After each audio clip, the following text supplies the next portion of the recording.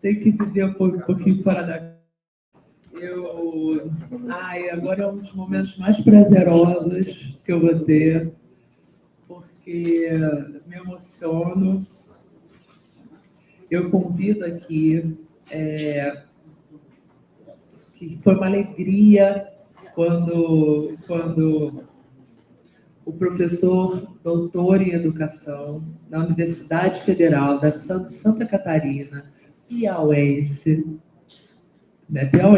professor? Não lhe esqueça, não se esqueça. E pós-doutorado na Faculdade de Ciências Sociais da Universidade de Salamanca. Ele é professor titular aposentado, professor voluntário, sem vínculo institucional, mas com vínculo na vida, que é o mais importante, na luta do programa em pós-graduação Tecnologia e Sociedade, são os principais trabalhos dele, e convido vocês a lerem, vou dar meu close, desculpa, mas o close é dele, não posso. Foi coordenador institucional do DINTER, PPGT, tem uma gama e uma ambição e de não só estar na luta dentro de sala de aula, coordenou muita coisa, viveu muita coisa, e sempre esteve com esse olhar, né? Com esse olhar nosso. Desculpa, me emociono mesmo. E aí eu só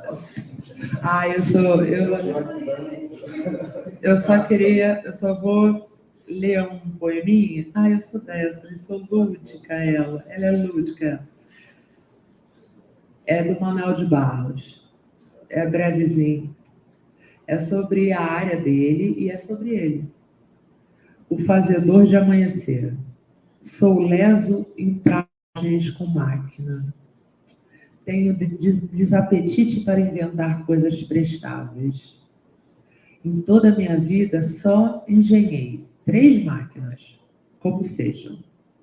Uma pequena manivela para pegar no sono, um fazedor de amanhecer para usamentos de poetas e um platinado de mandioca para o fordeco do meu irmão. Cheguei de ganhar um prêmio de indústrias automobilísticas pelo platinado. Fui aclamado de idiota pela maioria das autoridades na entrega do prêmio. Oh, meu Deus. Pelo que fiquei um tanto soberbo. E agora enfronizou-se para sempre minha existência. Manuel de Barros. Convido ao professor Domingos Leite para participar aqui com a gente.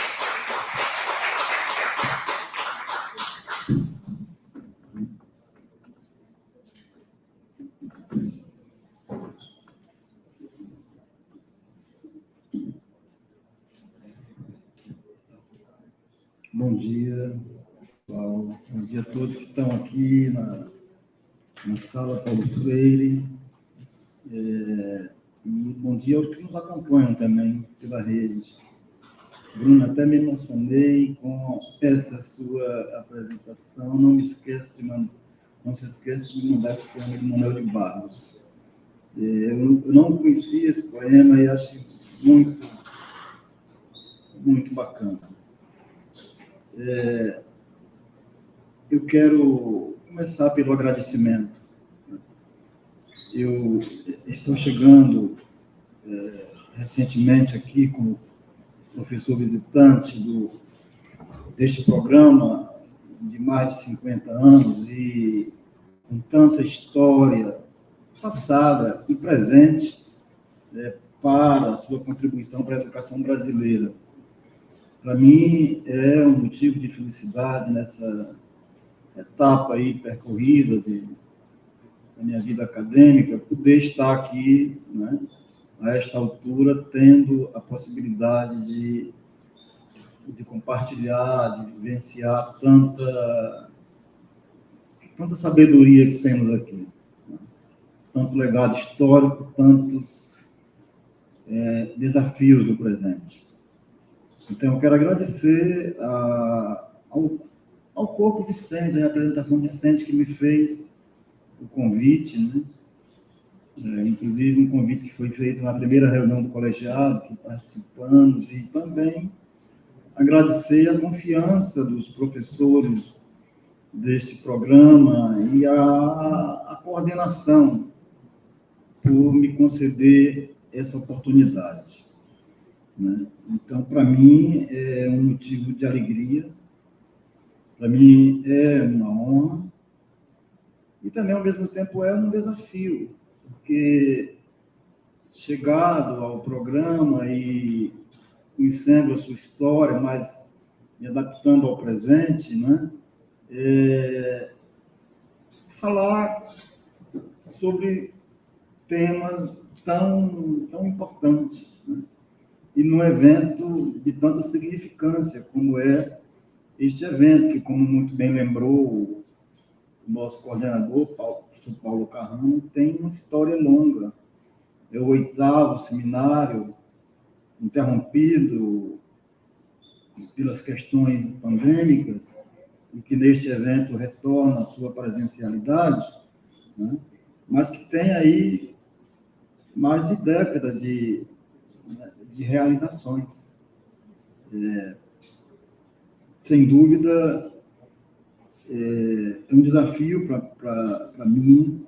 Eu procurei encarar este desafio e, na verdade, acabei escrevendo um texto, né? Porque, às vezes, pelo improviso, a gente esquece uma coisa ou outra, né? E o texto está escrito, mas está a meio caminho, e eu espero, em breve, poder compartilhar com todos.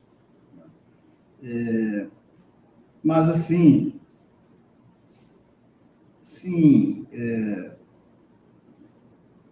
o tema da mesa, que é, enfim, o tema do encontro. Eu preservei na minha fala essa temática, né? Educação e democracia, movimentos sociais e desafios de luta.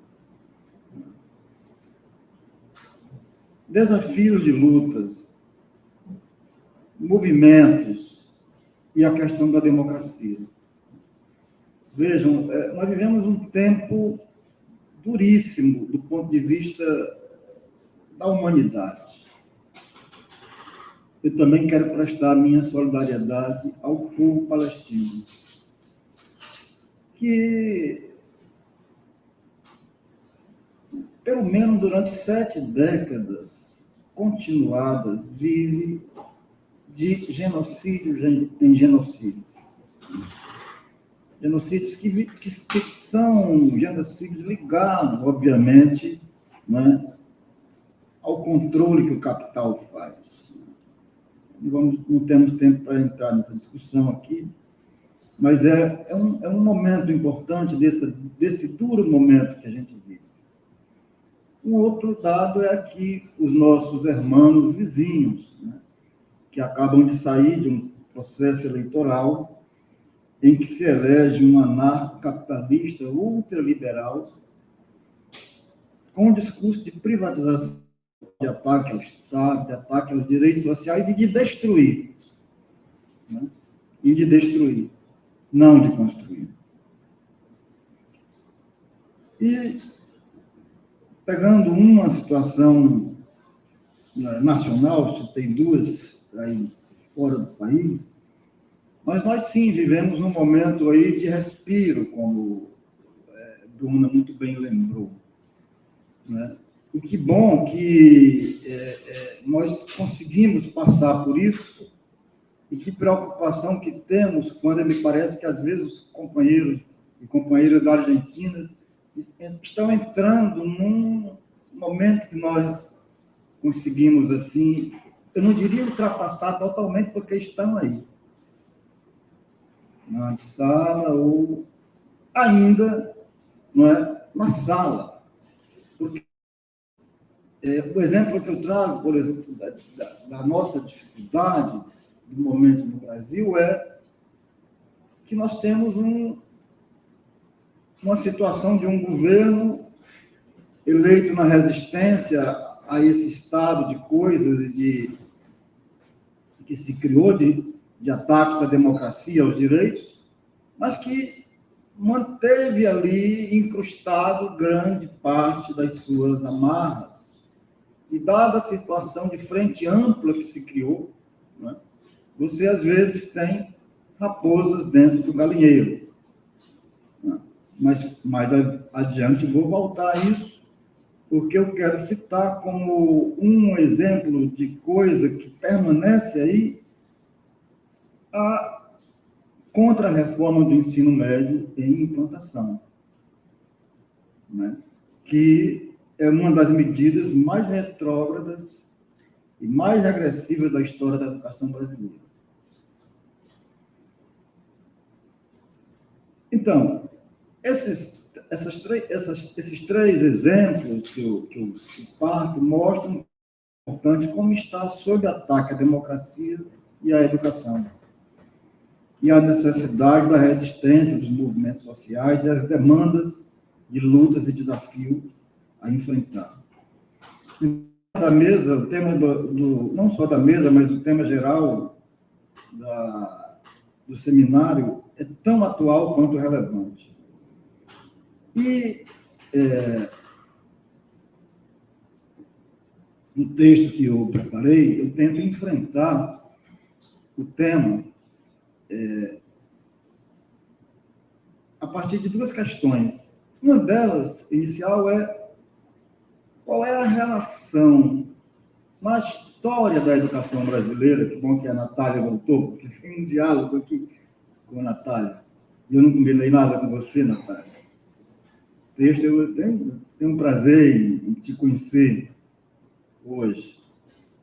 Mas qual é a relação entre uma democracia social e o modelo educacional excludente, persistente na história da educação brasileira? E eu acho que o Florestan Fernandes nos auxilia muito nessa questão. Então, Natália citou Florestan Fernandes.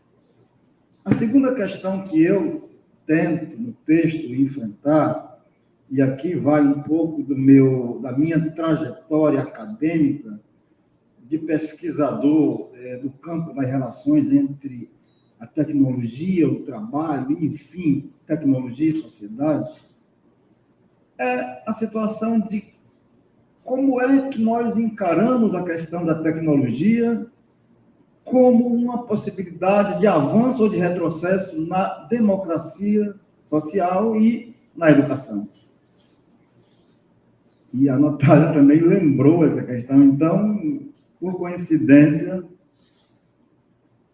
fico feliz em, pelo menos, entrar na questão apontada aí pelos colegas da Associação Nacional de Pós-Graduandos.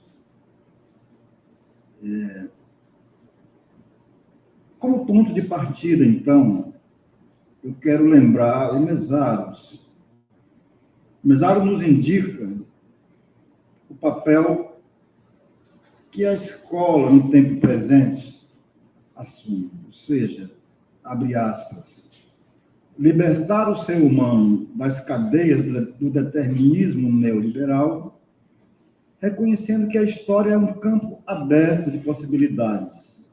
Implica pensar uma sociedade para além do capital. Ou seja, demarcar um campo de possibilidades e a necessidade e potencialidade da luta para escapar dos marcos de um modelo societário que é, por natureza, excludente. Isso não significa imobilidade no tempo presente, na espera de um tempo futuro. Significa ter a sabedoria de juntar a luta do presente na perspectiva, né, de uma nova construção social. Dos desafios da sociedade, da educação brasileira no tempo presente, e no que se refere à questão da democracia, compreendendo realmente o sentido pleno da democracia e a relação da educação com esse sentido.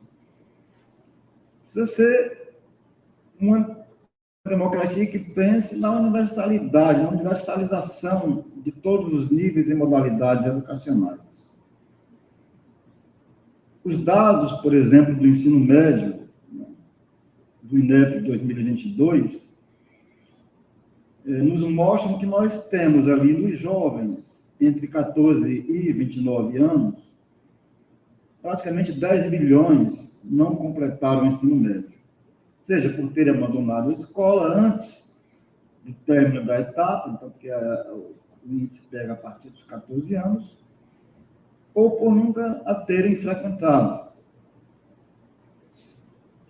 Se nós temos uma população acima de 25 anos, 47% da população brasileira não completou o ensino médio. E praticamente a metade da nossa população acima de 25 anos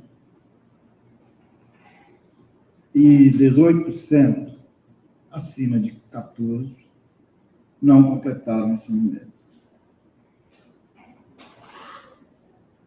Na semana passada, nós tivemos lá na Universidade Estadual do Rio de Janeiro, na UERJ, um seminário integrado entre os grupos Tese e Unidade, e a professora Jaqueline Ventura nos apresentou dados graves, por exemplo, na redução da oferta de EJA no Brasil e no estado do Rio de Janeiro.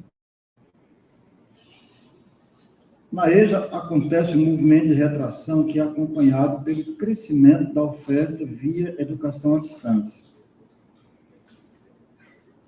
É acompanhado de uma substituição da escolarização por certificações segmentadas e por uma crescente juvenilização da EJA, uma vez que os alunos são induzidos a saírem da escola regular do ensino médio e migrarem para a EJA. Eu não vou dedicar aqui mais tempo a demonstrar essa tragédia que, do ponto de vista da democratização do acesso e da conclusão, mostra os desafios que nós temos que enfrentar. Eu vou situar a questão do ponto de vista da história, tentando aqui argumentar que a negação ao direito à educação básica de qualidade para toda a população é uma questão estrutural da formação social brasileira. E, para isso, eu vou retornar aos embates dos anos 50 e 60, enfrentados por Florestan Fernandes. No final dos anos 50, mais precisamente 59, o Florestan encabeçou a campanha em defesa da escola pública. E foi um movimento que reuniu sociedade civil e muitos intelectuais, motivado pela apresentação do substitutivo do então deputado Carlos Lacerda, da UDN, representando os interesses clássicos dos grupos econômicos das escolas privadas, de empresas e também confessionais. A disputa ali era pelo interesse dos fundos públicos. E a emenda do substitutivo Lacerda tratava justamente de ser contra a destinação de verbas públicas para a rede pública, no sentido de ampliá-la e de garantir melhores condições de funcionamento e estrutura dessas redes. O Florestan, então, naquela época, encampou essa luta e classificava e caracterizava aquele substitutivo e aquele movimento como um projeto educacional retrógrado, reacionário e ineficiente, são frases do Florestan, que nos impunha a uma marcha na direção do passado. Em direção contrária, Florestan defendia que, abre aspas, o esforço de uma educação, de uma reconstrução educacional, requer uma verdadeira revolução na nossa rede escolar, para ajustar-se o ensino quantitativa e qualitativamente às funções que as escolas brasileiras precisam preencher na nova ordem econômica, política e social, em formação ou em desenvolvimento na sociedade brasileira. E aí vem a palavra, mais consistentes com a modernização da tecnologia e da economia, com a democratização de garantias sociais e do poder político e com a própria dinâmica da sociedade de classe. Observe, não se tratava, na defesa que o Florestan fazia, a exclusividade de verbas públicas para a escola pública, né, de se propor uma sociedade socialista, mas ele tinha plena consciência do estágio em que a sociedade brasileira se encontrava, numa possibilidade, né, de, a partir de uma contribuição da educação, caminhar numa tentativa de superação do subdesenvolvimento e da inclusão social. Esse ele defendia, a expansão e melhor qualidade para a educação nacional por meio de melhores condições para a escola pública. 2, impedir que o Estado seguisse aprisionado pelos interesses particularistas e retrógrados da elite, no caso de uma educação tradicional e livrista. Florestan via já, naquele momento, num processo de industrialização incipiente, a importância, né, da formação de técnicos, formação de cientistas, de fortalecimento da escola pública, da expansão do seu atendimento. É nesse contexto que Florestan escreve um libelo intitulado A Conspiração contra a Escola Pública, que fez parte das batalhas da campanha, que finalmente foi publicado em 1966 no livro Educação e Sociedade no Brasil. Não sei se está, Natália, nesse dossiê, mas eu acho que é um texto de extrema atualidade. Vejam lá, Conspiração contra a Escola Pública. Florestan argumentava que tratava simplesmente da defesa dos ideais republicanos, de uma sociedade democrática. Contudo, dizia ele, a burguesia nativa era autocrática, antinacional e antipopular. E se era, podem atualizar o tempo presente. E, portanto, não defensora de um projeto de nação, mas de uma inserção do país no capitalismo internacional pela forma dependente e subalterna.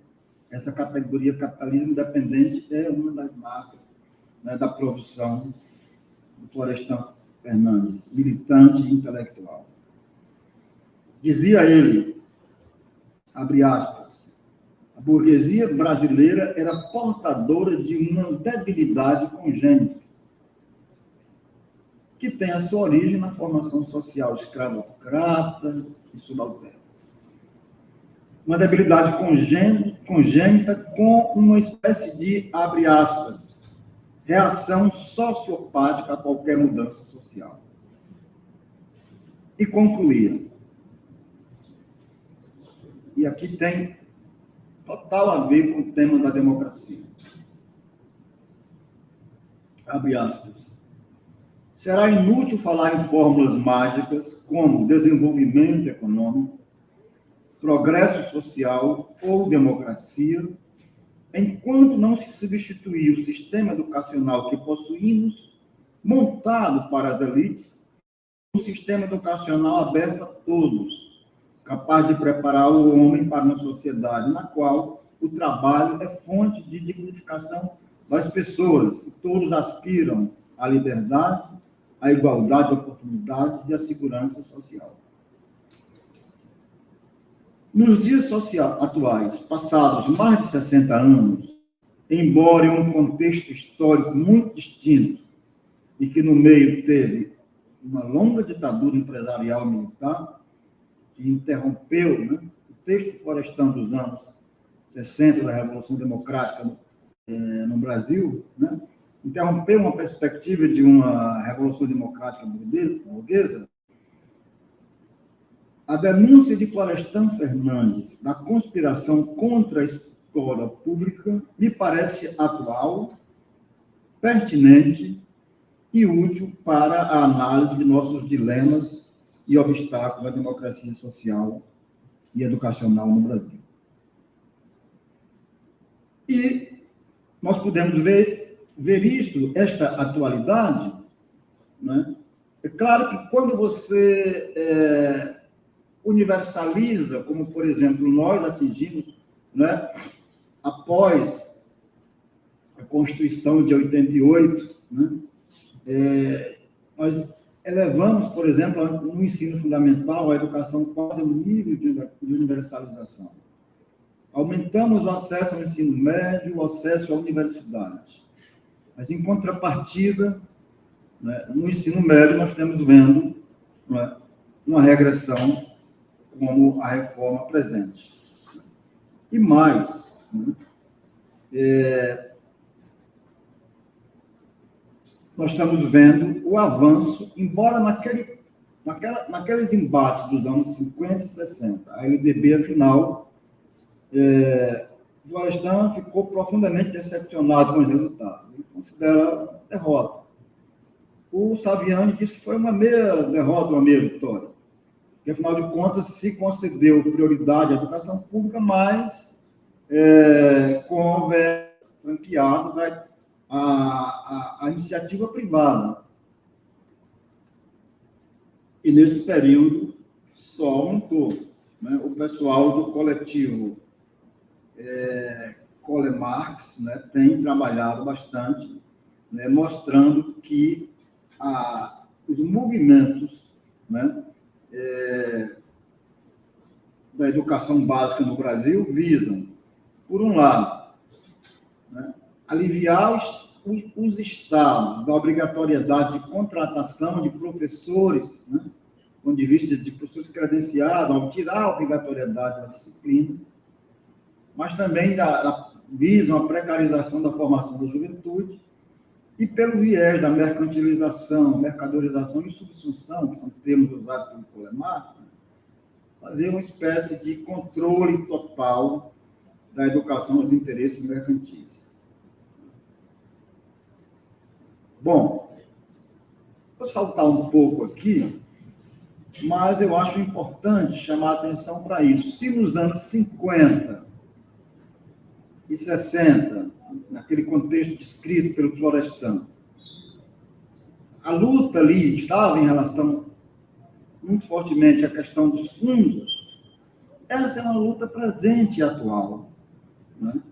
É uma luta presente e atual. Vejamos, né, a forte presença das fundações, dos institutos, das organizações privadas, os chamados reformadores empresariais da educação, né, promovendo um processo de colonização da educação, seja na definição das disciplinas, seja nos materiais didáticos, seja na gestão das escolas, seja no controle dos professores. O professor Pena falou um pouco sobre isso.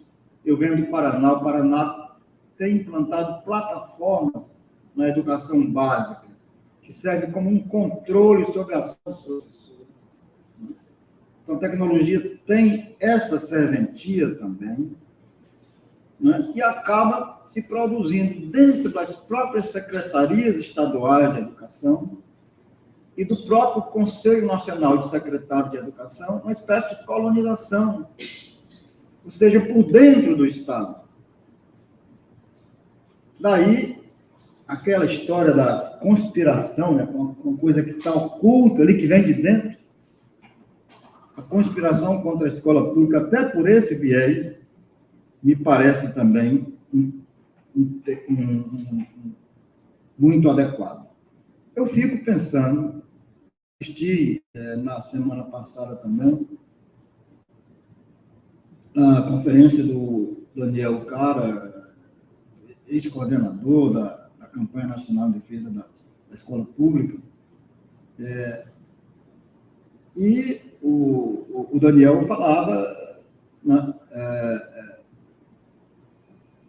de como você colocou a raposa dentro do galinheiro. Nós fizemos toda uma luta ao longo deste ano, mas não só ao longo deste ano, as ocupações de 2016, no momento do lançamento da medida provisória 746, depois transformada em lei 13.415, logo imediatamente após o golpe. Então, essa luta vem continuada desde 2016. Agora, no ano de 2023, teve momentos importantes, né? E foi promovido uma série de audiências, enfim. Agora, está relatando o próprio Mendonça Filho, que foi o ministro que encaminhou a medida provisória em 2016, ministro golpista, né? Então, vejam, este é o passo que nós vivemos. Então, até conversei na semana passada, dizendo, olha, acho que talvez seja o caso, de fato, da gente lançar, não sei, conclamar, enfim, participar. Eu trabalho com essa ideia de pesquisa militante, pesquisador militante, né? Mas a sociedade civil levantar novamente um movimento em defesa da escola pública, denunciando uma conspiração contra a escola pública vigente.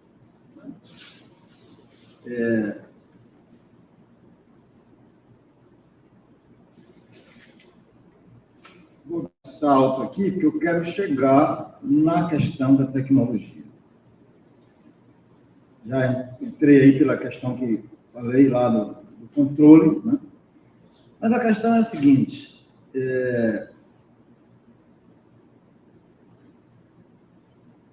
hoje, nos dias atuais, bom, só fechando aquela primeira parte, então o Florestan Fernandes ligava no seguinte, a única maneira de entender a racionalidade, né, daquelas ações dos anos 50, 60 contra a escola pública era compreendê-las como parte de um projeto societário de subalternidade e dependência cultural, científica e tecnológica do Brasil em relação, né, à sua forma de inserção lá em relações capitalistas de produção, no mundo capitalista. Esse era e segue sendo o projeto das elites. A inserção subalterna. Inserção subalterna que hoje, nos dias atuais, em que nós estamos vivendo a chamada era da inteligência artificial, a relação centro-periferia toma novos ingredientes, acirrando a subalternidade e a dependência. Trata-se de uma espécie de neocolonialismo digital, onde as grandes corporações, Google, Microsoft, por aí vai, têm o domínio, né,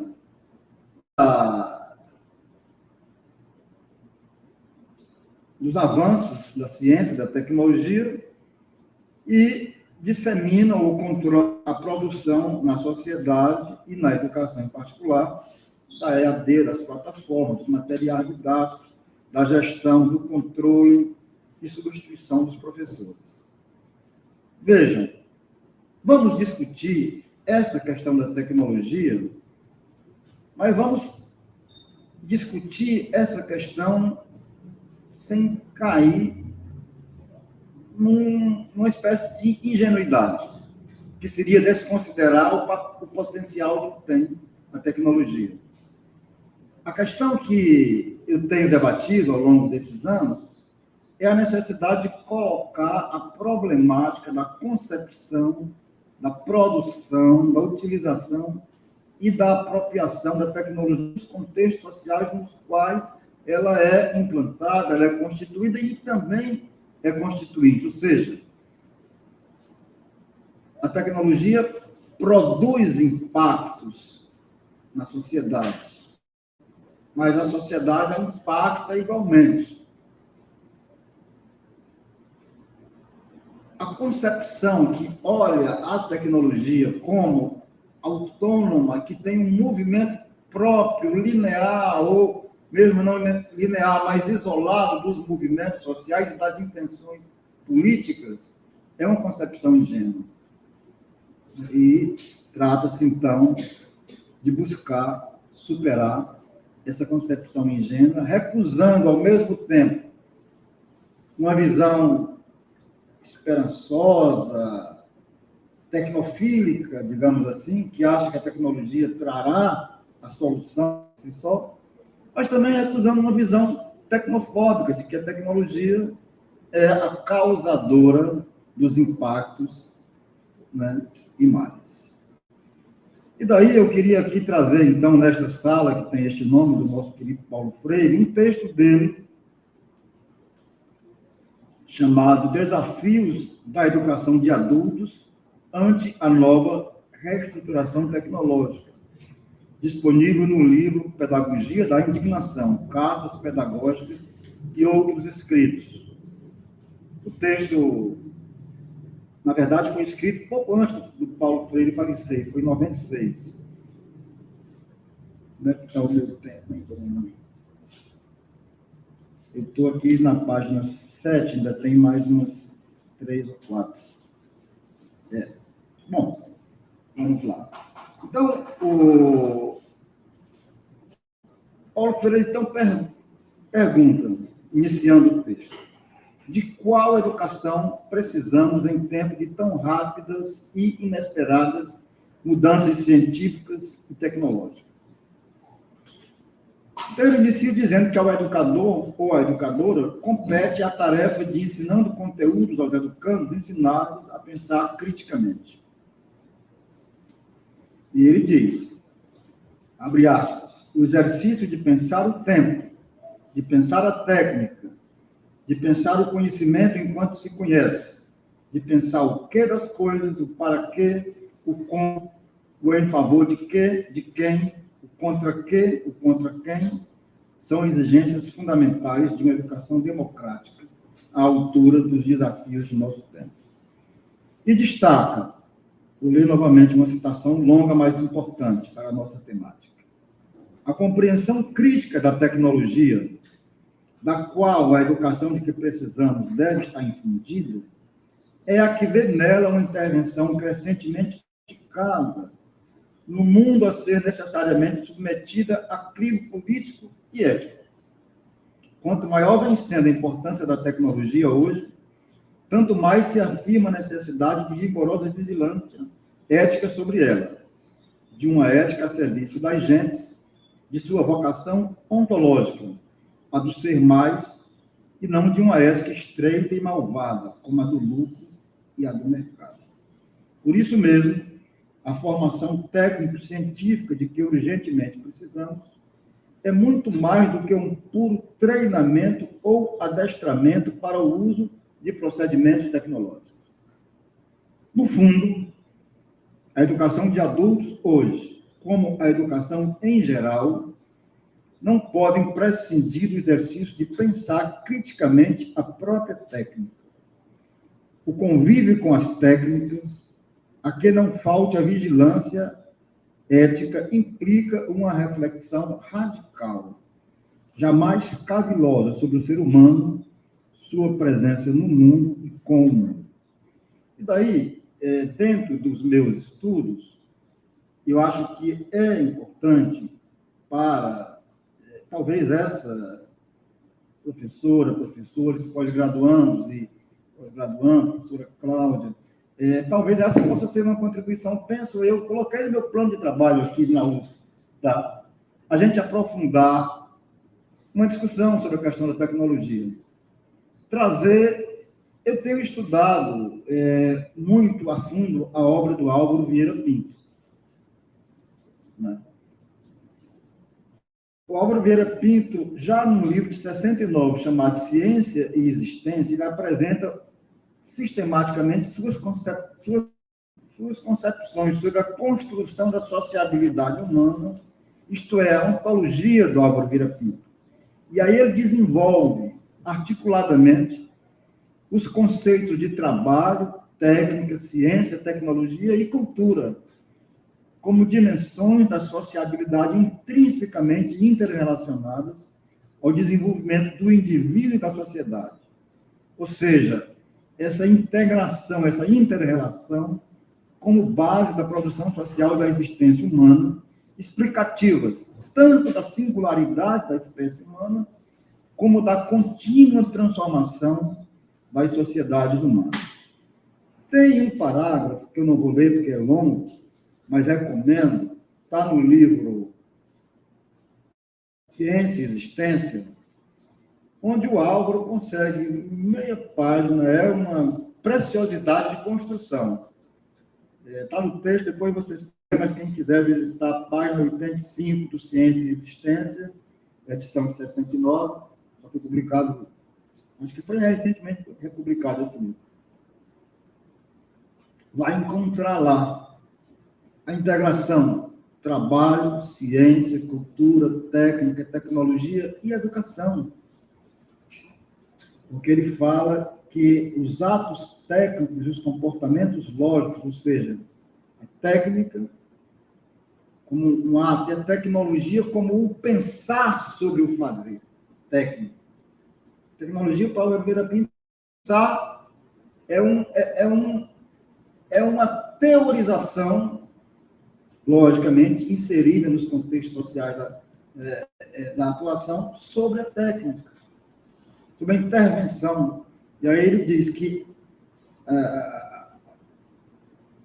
os movimentos se transmitem, isso é o papel da educação, formando elementos da cultura. Então, ele vai dizer que isso é a base da produção social da existência.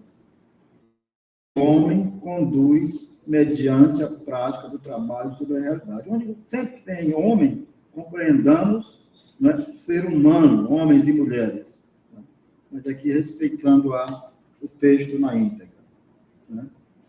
Daí, dessa elaboração do Álvaro Vieira Pinto, nós podemos extrair duas categorias fundamentais na obra dele. A produção social da existência é um movimento contínuo de transformação que só pode ser entendido se analisado sob o prisma da contradição entre a vida e o meio, entre a realidade e a existência. E desde sempre, é isso que caracteriza o processo ontológico, a vida e a permanência da vida na sua mais ampla plenitude e amplitude com o meio.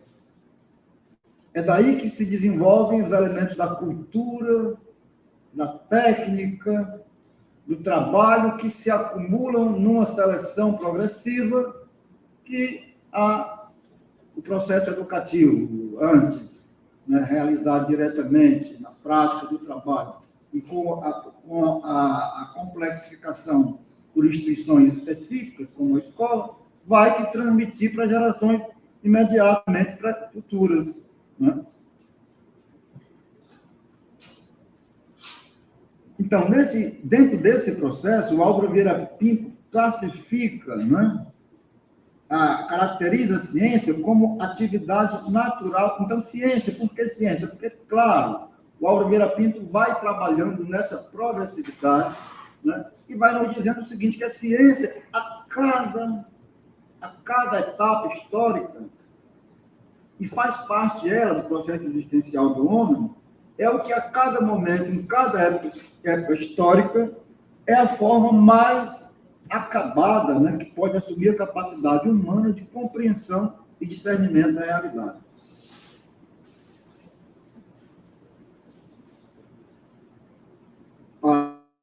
Pinto, então, a técnica significa a acumulação qualitativa do trabalho, que se manifesta em duas dimensões: no conteúdo da técnica, que equivale ao fazer novo, e na técnica como novo criado a partir do antigo, logo o desenvolvimento.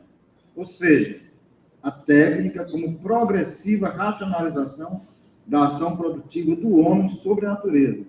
Opera uma dupla transformação: a da natureza em si, para a natureza para si, e a do homem, animal biológico, para ser social.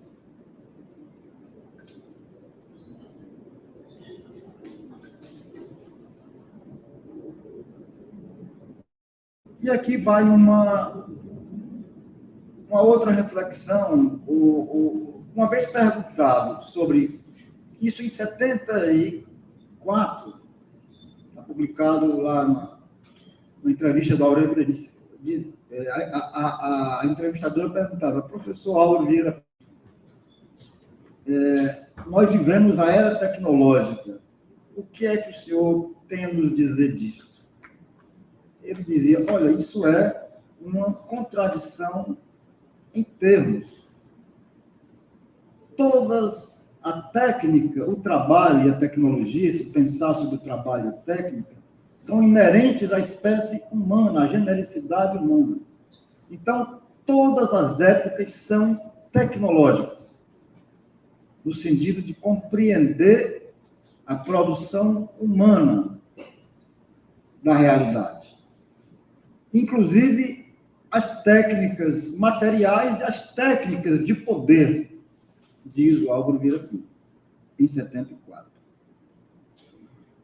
E ele diz, em seu posicionamento crítico às concepções que atribuem um caráter excepcional e extraordinário à época atual. Então, vai aí também uma reflexão que a gente pode atualizar para a chamada era da inteligência artificial, né? Álvaro Vieira Pinto, propondo um raciocínio distinto, observe que, abre aspas, outra maneira consiste em considerar extraordinário o tempo no qual vivemos, não porque esteja excluído da história enquanto terminação dela, mas exatamente porque o vê incluído no curso de uma história envolvente e contínua, que confere intrínseca historicidade e originalidade a todas as criações de qualquer presente. Dessa forma, o autor conclui que a expressão era tecnológica se refere a toda e qualquer época da história. Sendo assim, abre aspas, uma filosofia tecnológica ou da tecnologia, para ser autêntica, tem que fundar-se na teoria das mudanças no modo de produção social. E aí, vou concluir. Tendo em vista o que eu procurei resgatar aqui do pensamento do Álvaro Vieira Pinto, do Florestan, concluímos que conceder plena especificidade e autonomia à tecnologia, ou seja, desgarrá-la das bases do processo social produtivo, leva à produção de uma espécie de coisificação da tecnologia em si e contribui com formas de alienação do ser social que a produz. Ao contrário disso, nossa posição conceitual é a de afirmar a tecnologia como essencialmente relacional, isto é, adotar um aspecto histórico-antropológico para a compreensão de tecnologia. Sob essa perspectiva, sua produção e sua apropriação, a tecnologia, constituem processos imersos em construções sociais complexas, como forças intelectuais e materiais do processo de produção e reprodução social. Como processo social, a tecnologia participa e condiciona as mediações sociais, porém não determina a realidade não é autônoma, não é neutra e nem somente experimentos, técnicas, artefatos ou máquinas. É constituída por conjunto de saberes, de trabalhos e de relações sociais. Por isso, considero que os desafios para realizar uma educação científica e tecnológica, socialmente referenciada para a juventude brasileira e para a população brasileira em geral, é seguirmos na luta contra o reducionismo e a fragmentação da educação em todos os níveis e em todos os espaços. Seguirmos na luta contra os pragmatismos de formações práticas e meramente utilitárias. A tarefa da educação científica e tecnológica, com a formação humana integral, nos diversos níveis e modalidades educacionais, é formar sujeitos dotados de plenos conhecimentos da ciência, da tecnologia, da arte, com autonomia, com capacidade de reflexão e com disposição para a crítica e transformação social. Ao meu ver, esta é a tarefa da escola pública: desenvolver uma consciência e uma concepção crítica da realidade e ativa ante ela, que permita a todos e a cada um não somente sobreviver, mas viver, construir e transformar. E aí, Bruna, você falando lá do poema do Manuel de Barros, me fez lembrar também, você lembrou Fabiano, né? E aí, então, eu lembrei o Riobaldo. Né? O Riobaldo, no nosso livraço do Guimarães Rosa, Grande Sertão, Veredas. Né? Sim, nós vivemos os desafios do tempo presente. Né? E, às vezes, a gente olha os pontos fixos e de dificuldades na luta. Mas o Riobaldo dizia: vamos esquecer os pontos fixos. O real está na travessia. E o que a vida cobra da gente é coragem. Obrigado.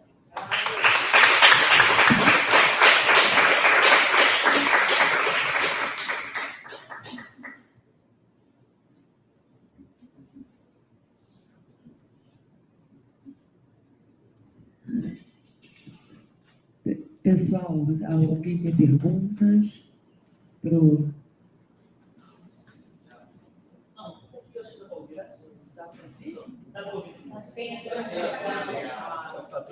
É bom você vir aqui, se aproveita.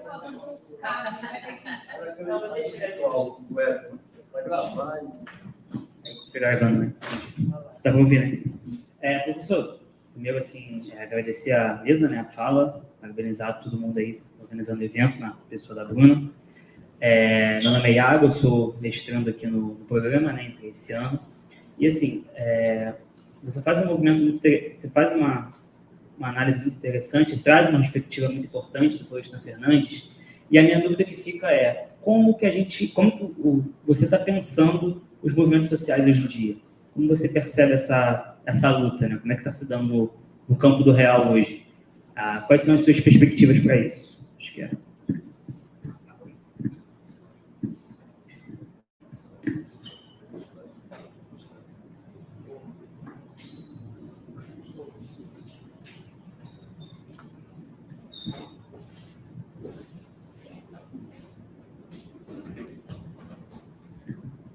Boa tarde, todos de novo.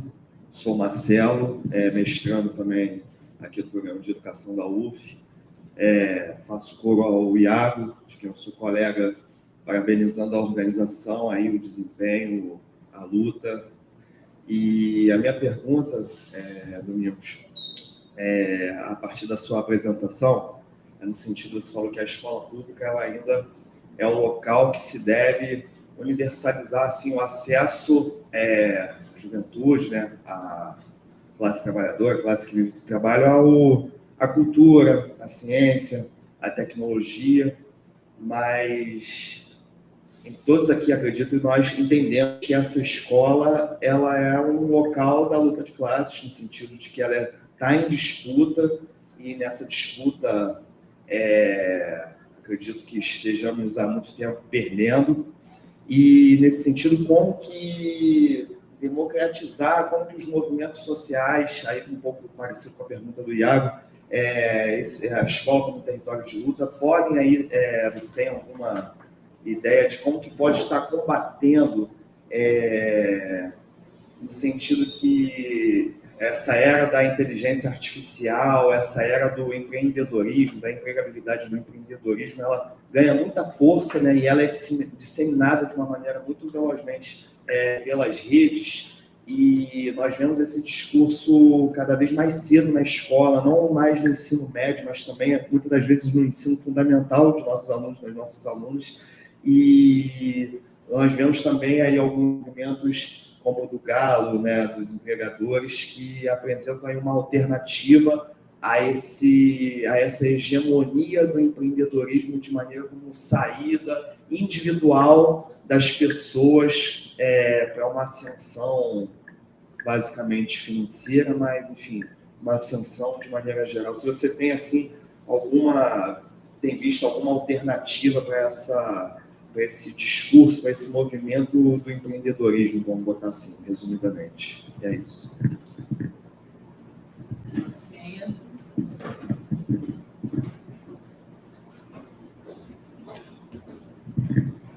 Primeiro, eu gostaria de agradecer ao professor Domingos. A sua palavra foi muito enriquecedora. Eu sou aluna de doutorado, sou orientada do professor Adriano Vargas, e justamente essa nossa última aula, a professora Cláudia, que está aqui presente, ela nos trouxe uma reflexão sobre o Álvaro, né? Falamos bastante sobre o seu pensamento, né? E achei uma parte bastante interessante quando você toca sobre a tecnologia. Eu sou uma professora, sala de aula, há 25 anos, trabalho com a educação de jovens e adultos e também trabalho com ensino médio. E essa tecnologia, ela já vem, né, há alguns anos, atravessando as nossas salas de aulas, o nosso chão da escola. Mas essa tecnologia, ela não chega de fato, ela só fica nas leituras. As escolas disponibilizam, né, o Estado disponibiliza uma internet que ela não é acessível aos alunos, ela só é acessível na parte da administração da escola. Só a secretaria tem essa senha, os nossos alunos não têm acesso a essas senhas, né, para o uso de tecnologia. Ainda não se construiu com esses alunos de que forma que essa tecnologia deve acessar as escolas.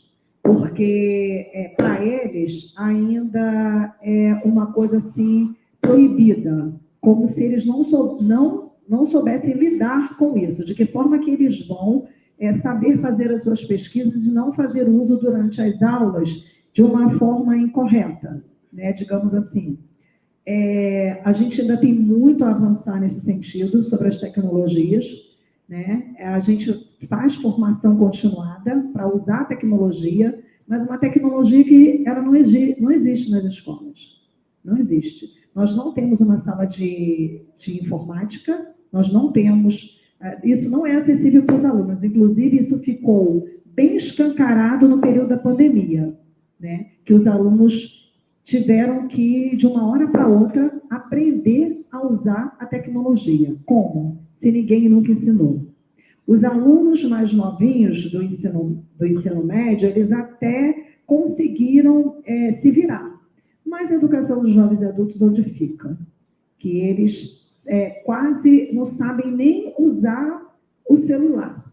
E aí teriam que ter aulas online, né? Baixar aplicativos. Isso que para muitos é uma coisa simples, mas para outros é uma coisa muito complicada. E onde ficam as escolas? Quer dizer, eu achei muito interessante quando você falou até em formar um grupo de trabalho sobre a tecnologia, né? Para abrir uma discussão sobre as tecnologias. Achei bastante interessante, porque a gente precisa levar, de fato, essa tecnologia para as escolas. Isso é uma luta, né? Mas as escolas não têm preparo, não têm computador, não têm sala de informática. Esse discurso, né, que a gente ouve das secretarias de educação, que as escolas têm internet. Internet para quem? Porque para os alunos isso não chega. Tá? Obrigada.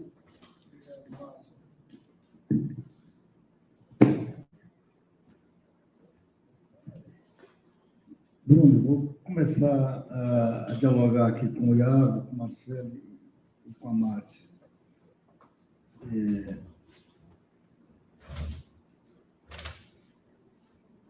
Vejam,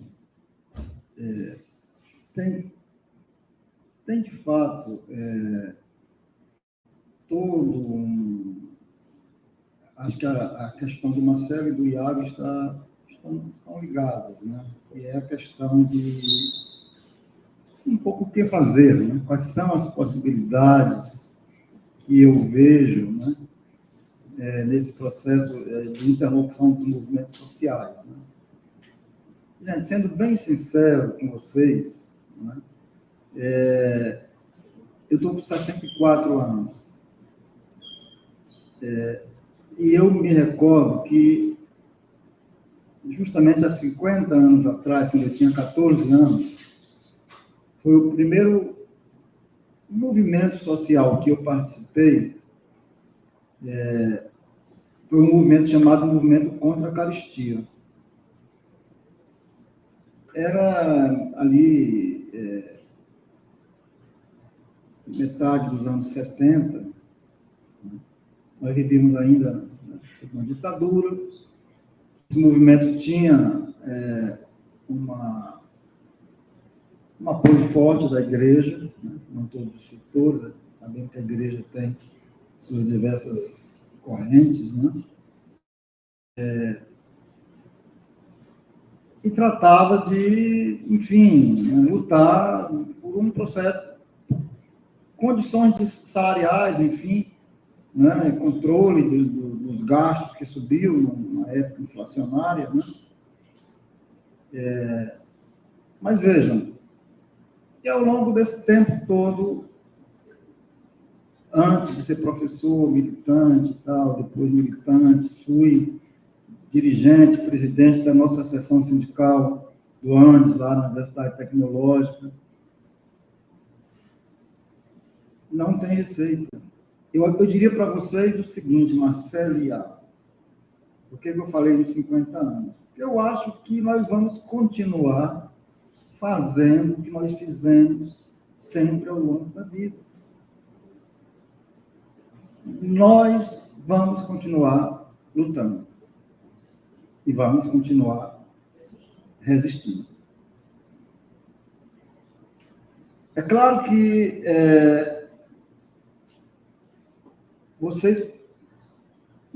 eu acho que tem uma questão aqui que é importante, é saber, por exemplo, como é que nós, enquanto pesquisadores, porque nós temos somos os mesmos, um corpo só, uma cabeça só, né? Uma realidade vivente, presente só.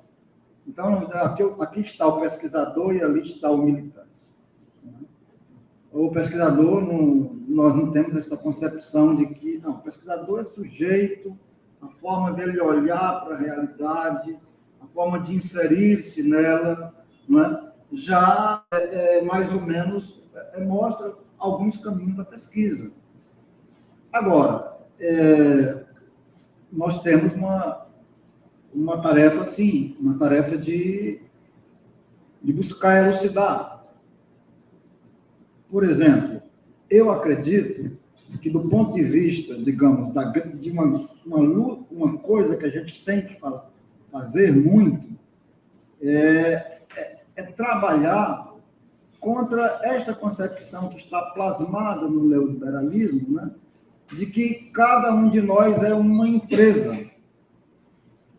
Observem que eu acho que o Darboux e o Laval, que vão lá a partir mesmo das suas orientações, né, de Foucault, e eles vão tratar disso como uma produção de subjetividades adaptadas ao sofrimento.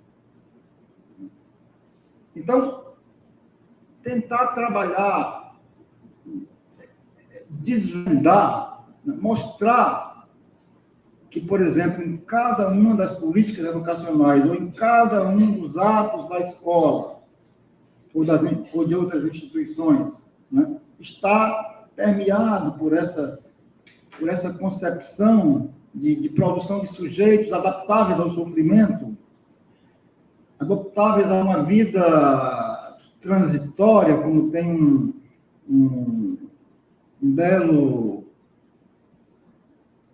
É um DVD que foi produzido pelo Gaudêncio Frigoto, uma pesquisa, né, que Juventude em Vida Transitória. Então, eu acho que é um campo da nossa ação como pesquisadores. No campo da tecnologia, eu cito o seguinte: existe todo um movimento, né, que eu acho que também é um movimento que precisa ser fortalecido, né, de enfrentamento dessa tecnologia pronta. Porque, Márcia, a questão é a seguinte: a questão é como é que você vai querer que o menino, a menina, o professor, a professora, não estou me referindo só aos alunos, mas inicialmente me referindo aos alunos, como é que eles possam conduzir-se e manusear essas tecnologias sem considerá-las um fetiche? Você tem que dar a base. Sem a base educacional, da matemática, da física, da ciência, né, das humanidades, aquele programa, aquela plataforma, torna-se um fetiche no qual ela passa a ser sujeito e você é objeto. Então, eu acho que tem um momento anterior, porque o manuseio das plataformas, certo? Quer dizer, eles, de uma forma crítica e autônoma, com autonomia relativa, requer uma base de conhecimento mínima, no qual as propostas educacionais para a educação básica estão destituindo.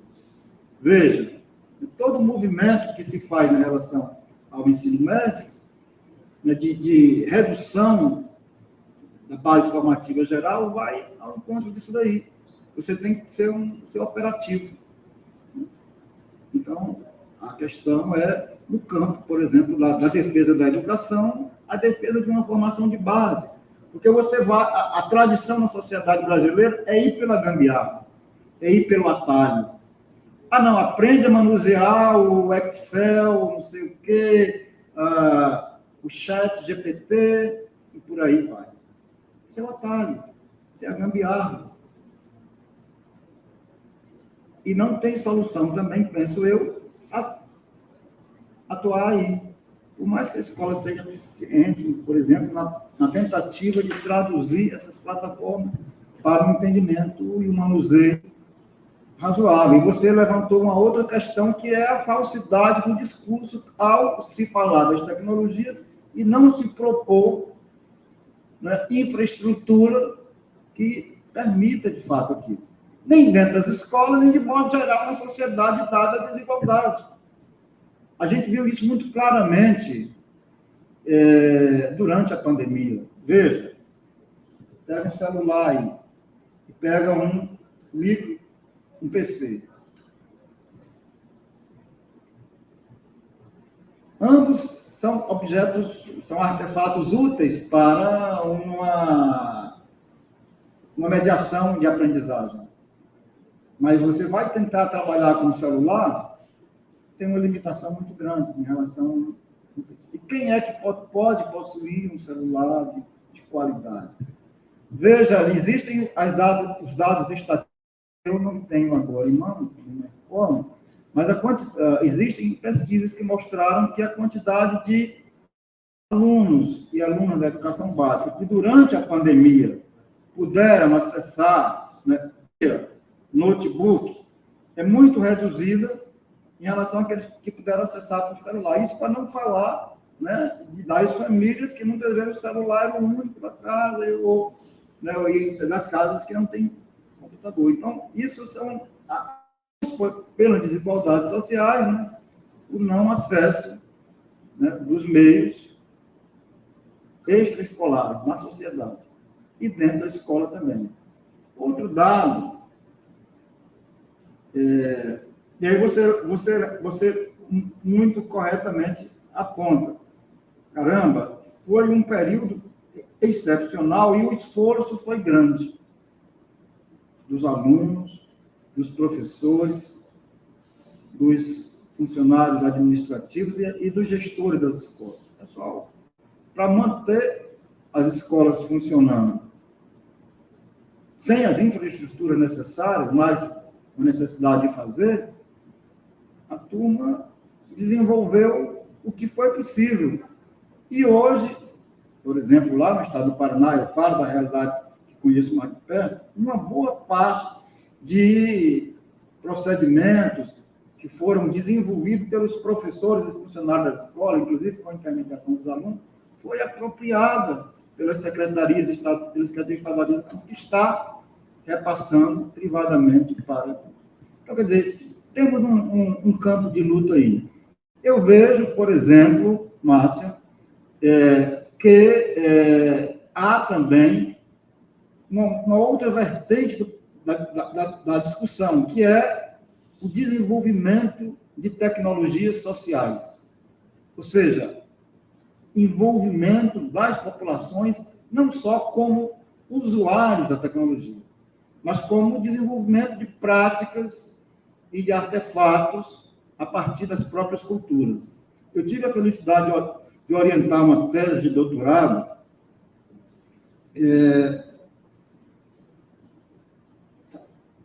tive a felicidade de orientar uma tese de doutorado no sertão piauiense, no semiárido, onde os apicultores tinham uma dificuldade muito grande eles tinham uma necessidade básica de sobrevivência, precisavam colocar o seu produto no mercado para venda.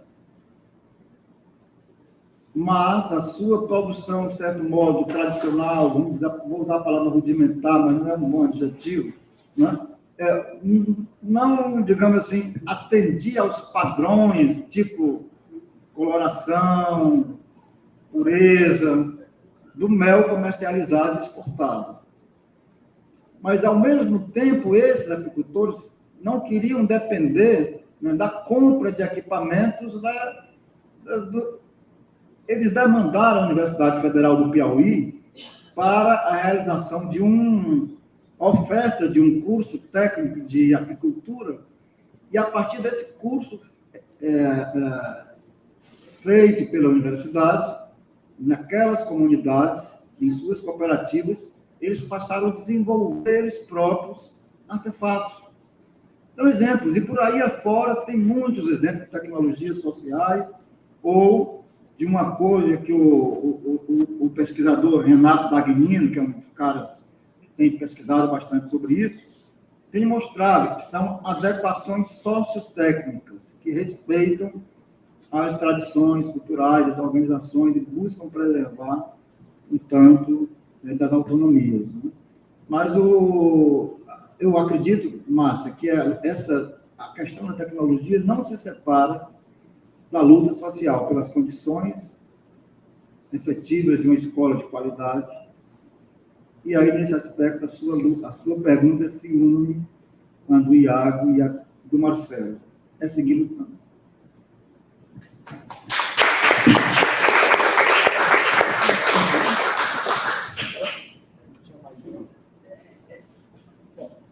É que no momento eu acho que nós temos que... Quer responder mais uma pergunta? Mais alguma pergunta, pessoal?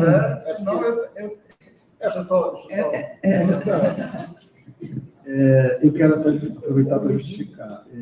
Eu quero elogiar o evento. Assim, eu vou procurar trabalhar mais esse texto. No próprio texto, eu saltei aqui, Tiago, Iago e Marcelo, toda uma parte em que eu me dedico a a discutir essa questão da produção das subjetividades, né, como demanda do neoliberalismo, né? E mostra o seguinte, que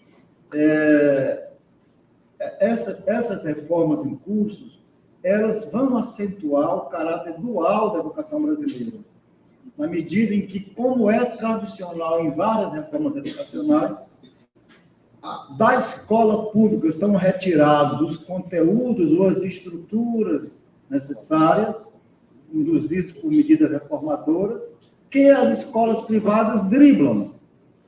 Vai ver se lá nas grandes escolas aqui, privadas do estado do Rio de Janeiro, estão retirando a filosofia, a sociologia, a educação física e a arte. Não.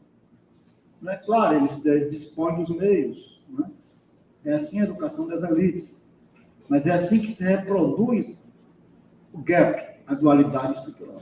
Então, essas reformas são a expressão clara do acirramento da luta de classes na sociedade brasileira. O neoliberalismo, como forma básica de superação da crise atual do capital, necessita acirrar a luta de classes. Necessita subtrair mais de mais a menos. Necessita produzir, né, pessoas que suportem sofrer. E é isso que eu coloquei um pouco aqui numa parte, né? E é isso que nós temos que ter em mente. Mas eu queria dizer o seguinte, eu agradeço muito pela audiência, pela possibilidade dessa mesa, lamento não poder acompanhar as mesas que terão de hoje até a finalização do evento, porque eu vou sair daqui agora, lá para o aeroporto. Eu tenho que ir para Natal, que tem um evento lá e tinha que estar hoje. Muito obrigado, gente. Obrigada, professor. Muito do que você acabou falando aqui está tendo meu trabalho. O neoliberalismo, a gestão do sofrimento psíquico e exatamente o acerramento da dualidade, né? Do natural e do capitalismo. Por isso, e concordo, acho que todos temos que ser pesquisadores militantes. E se puder, pesquisadores já somos da vida, né? Vamos ser militantes. Militantes que escrevem, militantes que repassam o seu saber. É isso, professor. Eu agradeço de você ter aceito o convite, tendo que ir embora hoje, e essa loucura, e eu agradeço muito no dia do meu aniversário. Eu tinha que dar esse close, né? Aí eu te agradeço muito, tá, professor? E volte sempre para o Rio aqui, com Ciavata, com todo mundo, tá bom? Muito obrigada a todos que assistiram até aqui. E vai ter mais mesa, agora a partir das 3 horas vão ter os nossos os trabalhos que foram enviados, vão ser muitos. E é isso, estou muito, muito feliz e agradecida, orgulhosa da nossa já. 14 horas, perdão, olha, dando fake news.